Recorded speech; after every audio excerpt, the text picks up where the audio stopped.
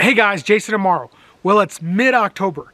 Things out there on the Coues Deer Mountains are entirely different. Entirely different. The bucks have just kind of shed their velvet and they're getting kind of antsy. They're trying to size each other up, trying to figure out who's out there. Yeah, so it's a much more kind of an aggressive stage than we've had all summer. During those archery hunts in the summers, all those bucks hung out together. Once they start to go hard-horned, testosterone levels go up and they start to size each other up. They try to figure out who the big doggy on the mountain is. You'll still have your big buck and your toady. And a big buck and a toady, what I always say is, the toady's that little buck that kind of hangs out with the big buck all the time, and the big buck kind of pushes that deer out there just out a little bit in front of him, so he sees the danger first, right? So the big buck and the toady, they'll stick together, but as a general rule, they're trying to size each other up. They're trying to size each other up, figure out what's going on, much more testosterone in their body, and the food sources are changing. It's not so, green out here on the mountain anymore. Acorns are dropping, the food sources have changed. There's not so many bottles they're eating on, so it's a totally different game. The bucks are going to move. Your challenge now, our challenge, my challenge, is try to relocate them. Just try to find them. They're gonna be in the area. They still need food, water, shelter, and they're gonna be in the area. Just gotta find them. They may be using a different area to feed. They may be eating acorns. They may be eating mountain mahogany, but they're gonna be in that same area. A big buck, 1 square mile, more or less, right? So get out there, guys. Continue to hit it hard. Personally, it's been a tough year. I feel like I'm flying blind this year, guys.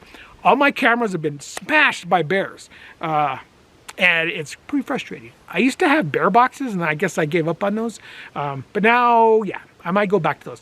Bears are absolutely destroyed all my cameras. It's funny, you'll see them grab the camera and rip it down. Pretty frustrating. Yeah, so I pulled a few cameras. I have a couple bucks that are hard-horned, and it's always kind of depressing, right? You see those great big bucks and they look massive, but once they drop the velvet, they're real spindly and tiny and kind of broken up. So yeah, they look much more massive when they have velvet on them. Now they're kind of spindly and they're just spindly. There's no other way to say it.